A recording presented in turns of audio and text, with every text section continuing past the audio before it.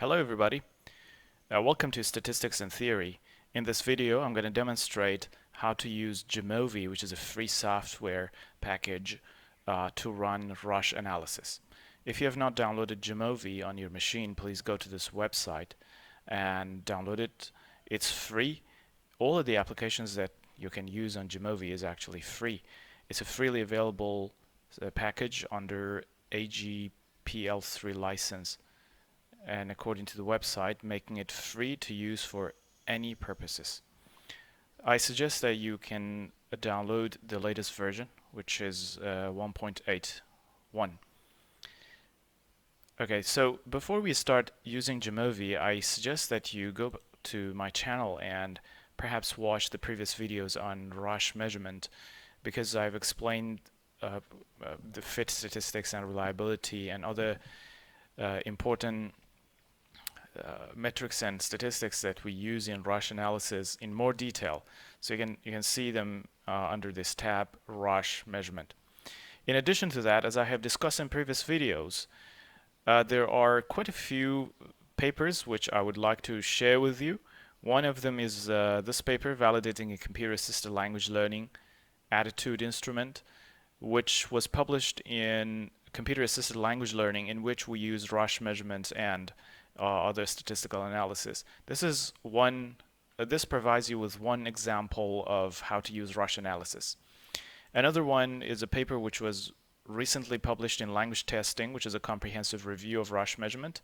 The next one are several book chapters in the book Quantitative Data Analysis for Language Assessment in Volume 1. And I scroll down to the table of content. Under Section 2, you'll see the heading Unidimensional Rasch Measurement, and there are these 4 chapters which I suggest you take a look.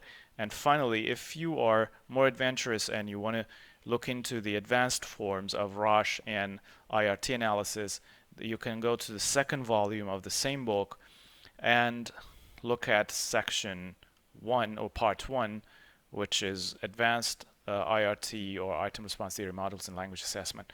So let's get started. I assume that you have already installed Jamovi, and this is the interface. It's pretty user-friendly, and you can just click and go in doing your analysis. So first of all, let's start with the modules. In the top right corner, you see the button Modules. You can click on it and go to Jamovi's library and find the module that you want to work with. I've already installed the Rasch measurement module, but you can go to the Available tab and just scroll down to see what you would really like to install on your Jamovi. So if your internet connection is stable, they should be downloaded pretty fast. In the future, I will talk about quite a few other modules in Jamovi, and we'll show how you can use them and how it makes sense of them.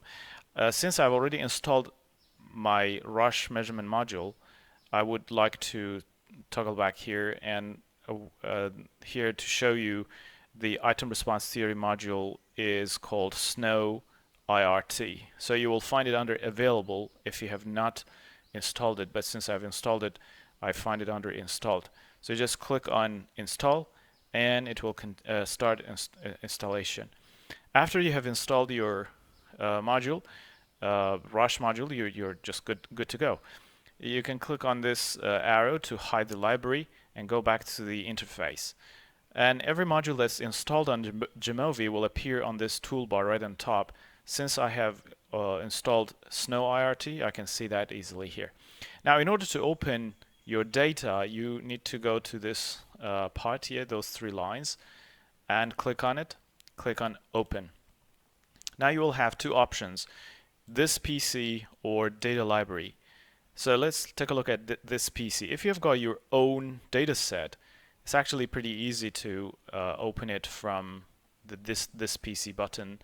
Go to Browse and find your data set.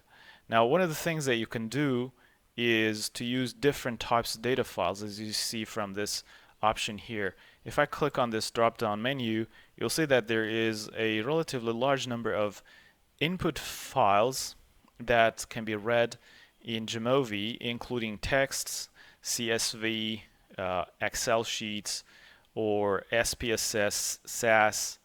This is SPSS, it's R files, Stata, SAS, and JASP. JASP is another freely available software, which I will certainly talk about in another video. So let's say you have already chosen your data file. You can just click on it to open. If you do not have an already available data file, you can go to the library, and for this analysis I'm going to use item response theory data file, which is available in the software.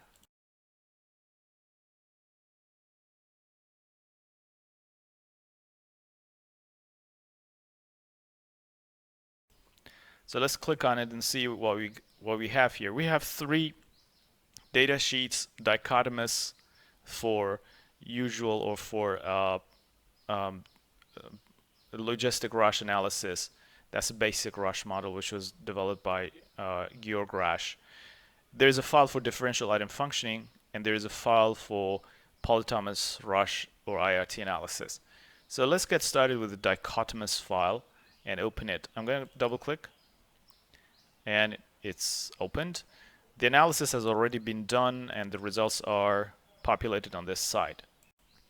This is actually one of the cool things about Jamovi, which means as soon as you enter some of the items which are shown here into the analysis, the results will immediately be populated and updated on the right hand side. Okay, so here we are looking at let me see how many items we have. We're looking at 15 items which have been entered into the analysis. Now you can toggle back to data to see the properties of data. For example, this one, well, you can click on it and change the type of data, for example, from ordinal to continuous, etc. Okay, I will talk about that in more details in another video. But for the time being, let's just leave the data as is and go back to analyses. And once I click on this side, you see the dichotomous Rasch model interface here will appear. Here we've got all the data. So let me remove these items from our analysis and put them back into the first window on the left side. So as you see, the right window is immediately updated, and the results are not there anymore. So I would like to again start the analysis by moving all of these items from the left hand side to, let me select all of them.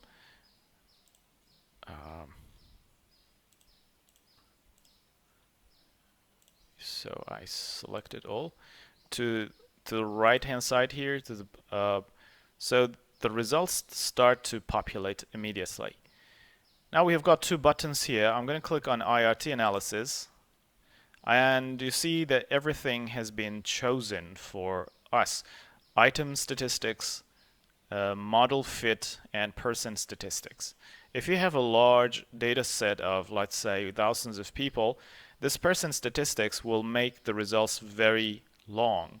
So you have to keep scrolling down because the statistics for every person, including total scores, measures, and standard errors of measurement, are presented in the same interface. Now, what I'd like to do for this analysis is to really remove the person statistics, because it will be easier for us to look at the output. So item statistics include proportion, correct. That's the proportion of correct answers on that item. Then the measure, that's in logits, standard error of measurement, infit and outfit. I'll explain these in more details. Of course, I have covered them in previous videos, but I will still explain them today as well, in case you have not watched previous videos. Then we've got model fit statistics. There are several types of model fit, global fit statistics. Reliability has been parked under model fit statistics, but I would not necessarily refer to it as a model fit analysis. In the conventional Rasch measurement, we do not refer to reliability as model fit. But anyway, so we've got MADA Q3, which is basically mean of absolute values of centered Q3. As you see in this table, in the footnote, mean of absolute values of centered Q3. I will explain this in a second.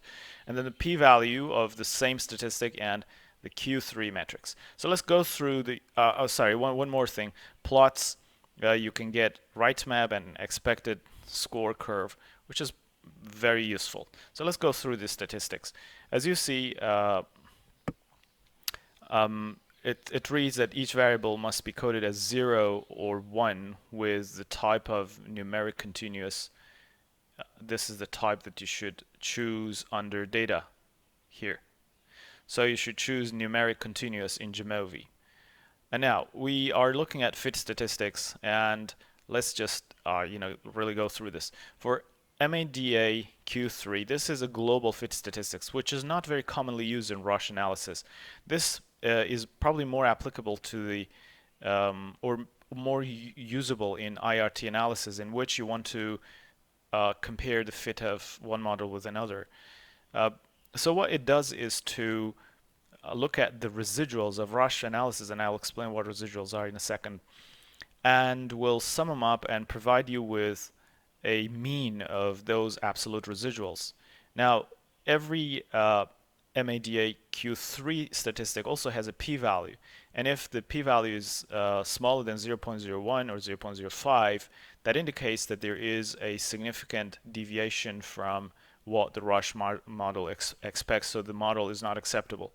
But like I said, it's not very much or very commonly used in Rasch analysis.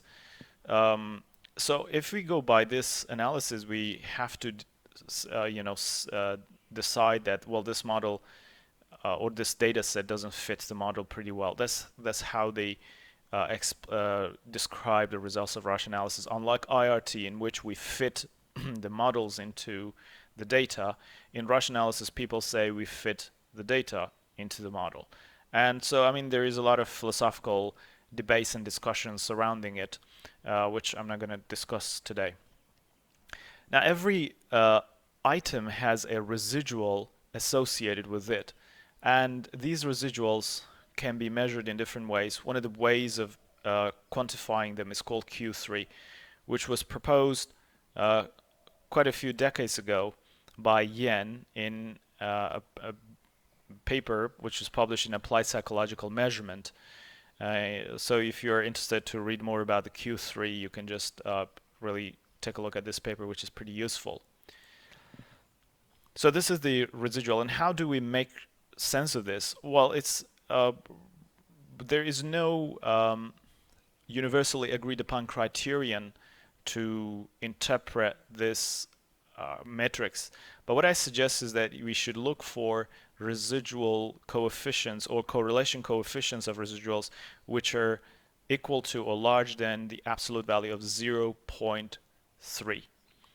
I hardly see anything that meets that criterion here, and I assume that we don't have a big issue.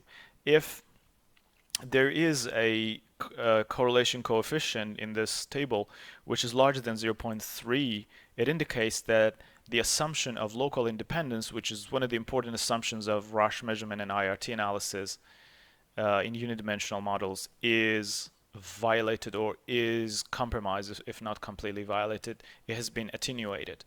So the fewer high residual correlations we see in this table, the higher our confidence in the results. So luckily we don't have any problems here. Now we can move on to item statistics. In item statistics, we've got proportion correct. For example, for item 1, 54% of people answered it correctly, whereas for item 2, 84.5% of people answered the item correctly. So the measures also indicate how difficult or how easy those items are. Then we've got standard error of measurement, which in a sense allows us to think about the precision, the amount of precision of the measures that have been calculated based on the proportion correct of the items. Then we've got infit and outfit. These are item fit statistics, and they're pretty useful and important. I'm going back to the data set that I basically just right-clicked on the interface and went to all and copied everything and pasted it into this Word document file. So I would like to explain this here and perhaps scribble a few words on the interface for you. So for the first one, the infit statistics, the mean square value, this is infit mean square value. So the fit statistics for the first one is 1.183, and the outfit mean square value is 1.271. So 1.183 and 1.271. What does this mean?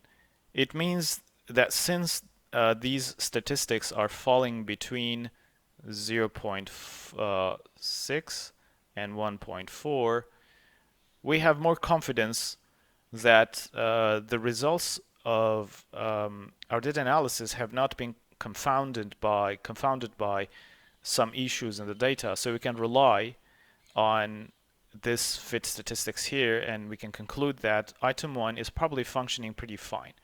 So as long as everything falls between 0.6 and 1.4, in some other literature you might find 0.7 to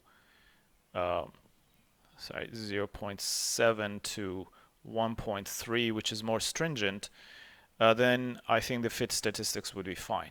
For the time being, let's stick with really either of them, because the fit statistics seem to be pretty fine, except for this one, which is slightly inflated. And if we compare this with either of these higher bound or upper bound statistics, you will see that it's slightly falling outside of this one, and certainly outside of this one. So I would probably go back to item 15 and would take a look.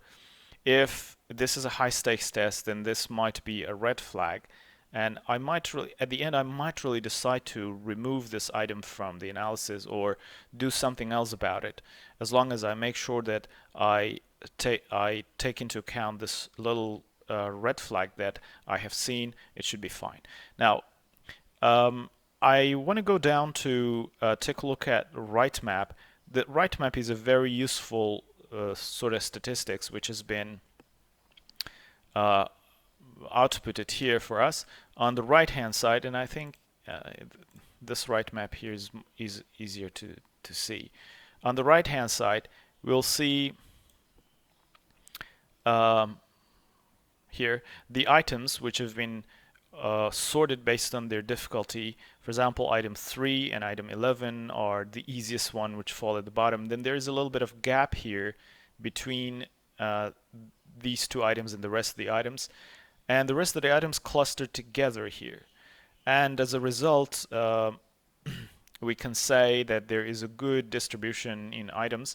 On the left hand side you will see the distribution of people, which has been demonstrated using bar graphs. And I think the distribution is not too bad. While there are people from all levels of ability, and the ability ranges from around -5 logits to the estimated ability of larger than 2.5. Now, at this point, what I would like to do is to go back to the reliability statistics here and look at the person reliability statistic, which is 0.756, which indicates that with around 75.6% of precision, we have been able to estimate the ability levels of our test takers, which is not really too bad. Anything above 0.7 and in some literature 0.8, it's pretty good reliability statistic. Now finally, I would like to say a few words about expected score curves here. So what we see here is a curve in which two sort of statistics have been plotted against each other. One is the ability estimated, and the other one is score. Now, the ability estimated is this line. The line with dots on it, which is in black, and the blue curve, as you see, is the expectations of the Rasch model. Let me go back to this file here, which is easier to explain. So you will see that, for example, this group of people, and this is not just one person, this is a group of people whose ability level is around slightly more than 1, like this, there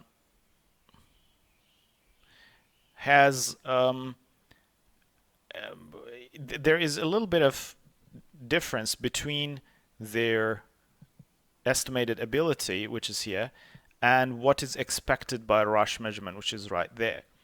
So what you see in this between them and between the expected ability level, which is estimated by Rasch measurement, is called residual. And here we have a little bit of residual here as well. And here maybe it's not very well observable, but still we have some residuals. Now, the residuals are put together, and their mean, in a sense, their mean score becomes our outfit mean square value. So I can put it down here like this. The outfit, oh, sorry, I think there's something wrong with my writing device now. But I think it's just pretty easy to estimate the outfit mean square value of the residuals. You can just simply divide the standardized residuals by their number, and you can get the outfit mean square value, which we saw previously in this graph, in this table. For infit mean square values, we have a similar thing, but we just weight the outfit with the variance, meaning that we multiply the standardized residuals by the variance. So I'm going to write the outfit and infit formula in a separate document here. Hopefully it will work out. So outfit is usually represented by u index I. Yeah, it seems to be working now. Which is calculated by summing. That's from n equals 1, this first residual, to n, to the last residual, of residual squares of people answering items divided by the number of residuals, by standardized residual, number of standardized residuals. So z here is actually not z squared, but the z itself is standardized residuals of Rasch measurement, which I just showed you in the previous page. Now for infit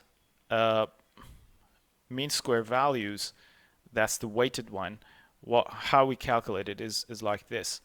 Vi, that's infit, equals the sum of, yes, sum from n to n, actually, that's n equals 1. The sum of, this is variance of observed responses times the same thing. So I put in the component of residuals squared subindex ni divided by the summation again from n to n1 to n of the variance of observed scores. And just to make sure that I explain these more clearly, these two are the same, and they refer to the variance of observed scores. So what we are looking at is basically whether the residuals, which I talked about before, together, the differences between every point and the expectation of the Rasch model together are too large or too small. And as long as they fall between 0.6 and 1.4 or 0.7 and 1.3, we would say that there is some evidence that the data is fine and the residuals are not creating a big issue. So if you scroll down, you can see how residuals are functioning. For example, this one, we have a big residual here. For this one, the residual is a bit conspicuous, and a little bit of outstanding residual again here. And in the same way, you can figure out how the expectations of the Rasch model and your actual data set here can be compared with each other. Of course, this is just by eyeballing, but the most important thing for us is those statistics, infit and outfit, which we can find in the previous tables that I showed you. Finally, you can click on person statistics, for example, total, measure, and SE, or standard error, and scroll up to get to see, see it has been immediately populated for us. You can see person statistics. We're still, in this version of Jamovi that I'm using, we still do not get to see the fit statistics of persons. I hope in the future they will add it. But I think there is just enough data for us to make sure that the analysis is doing fine. And I think it's just really decent way of doing Rasch analysis. I suggest that if you don't have two commercial software packages, you can use Jamovi. And perhaps if you have two different software packages like Jamovi and another one, you can run the analysis on both and compare the results.